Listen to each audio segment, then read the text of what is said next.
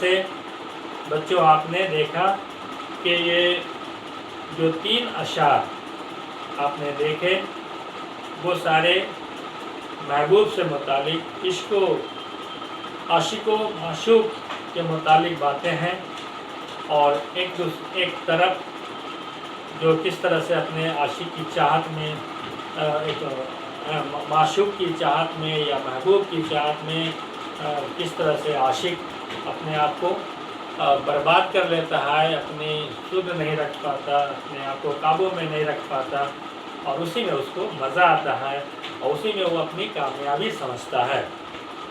آئیے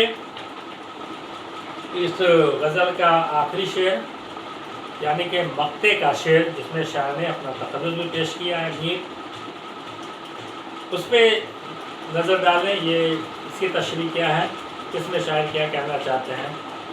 شاعر کہتا ہے کہ میر ان نیم باز آنکھوں میں، پہلے سمجھے نیم باز آنکھ کیا ہوتی ہے بھائی۔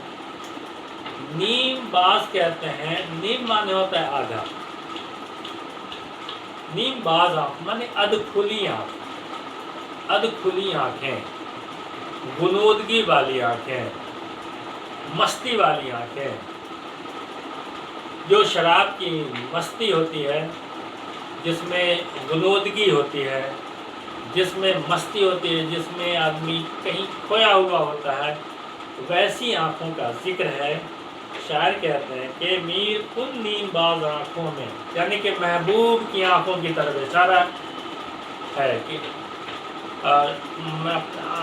عاشق جو اپنے محبوب یا اپنے معشوق کی آنکھوں میں جو دیکھتا ہے تو اپنے محبوب کی آنکھیں ایک عاشق کو کیسی لگتی ہے، وہی ادھکھلی آنکھ جس میں مستی ہو، جس میں شراب کی غنودگی ہو، جس میں پوری مستی ہو، جس میں ڈوب جانے کا دل کرتا ہو، جس کی آنکھیں اپنے عاشق کو متوجہ کرتی ہو، کھینچتی ہو، وہ اسی آنکھوں کی باتیں میر صاحب کہتے ہیں۔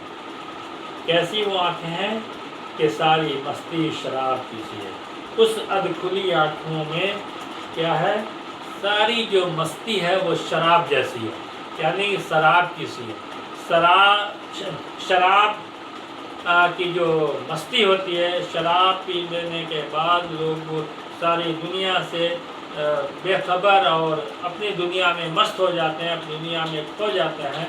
اسی طرح سے ایک جو سچا عاشق ہے، جو حقیقی عاشق ہے، وہ اپنے محبوب کی آنکھوں میں اس طرح سے کھو جاتا ہے جس طرح سے شراب پینے والا اپنی دنیا میں کھو جاتا ہے۔ اسی طرح سے عاشق جو ہے اپنے معشوق کی آنکھوں میں کھو جاتا ہے، اور لگتا ہے کہ اس پہ کتنے شراب کا نشہ آ گیا ہو، اور وہ اسی دنیا میں بالکل اپنے آپ کو سما دیتا ہے، اس میں کھو جاتا ہے اور اس میں وہ لذت محسوس کرتا ہے۔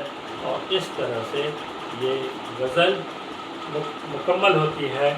غزل کے تمام اشعار آپ نے دیکھ لیے، سب کی تشریحات بھی دیکھی آپ نے، تو امید ہے کہ آپ نے اچھے سے سمجھ لیا ہوگا، اور پھر جو بھی کمی بیشی رہ گئی ہو تو اس کو پھر موقع ملنے پہ انشاءاللہ کلاس میں یا پھر آپ رابطہ کر کے بھی پوچھ سکتے ہیں، فون سے رابطہ کر کے بھی پوچھ سکتے ہیں۔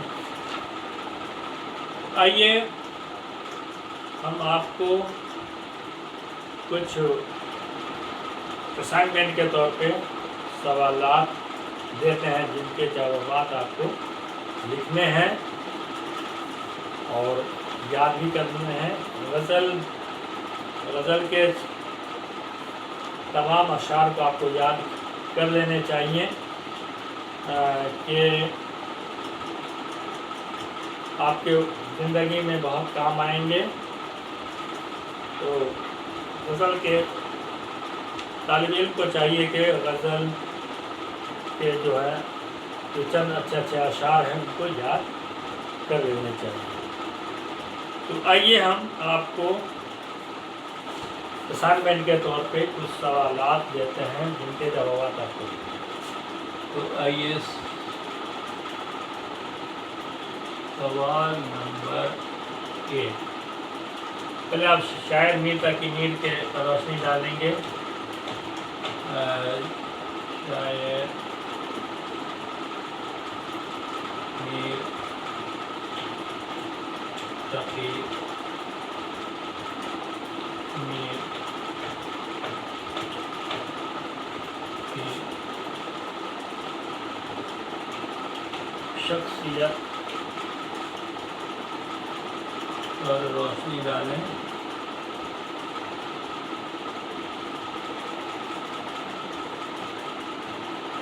ڈالیے۔ سوال نمبر 2 ہے، سوال نمبر 2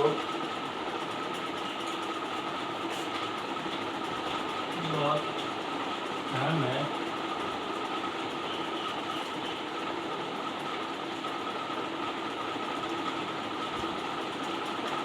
انسانی زندگی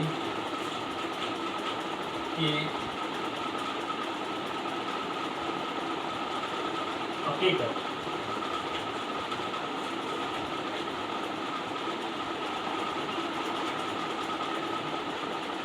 حقیقت کیا ہے؟ انسانی زندگی کی حقیقت کیا ہے؟ سوال نمبر 3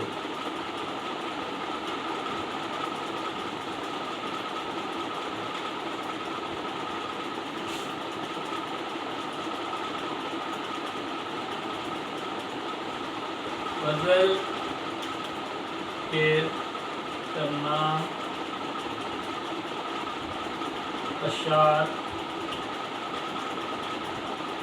کی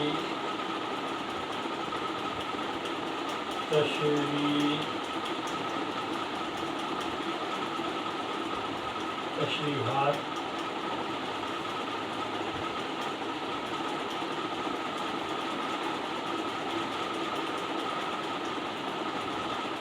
لکھیے۔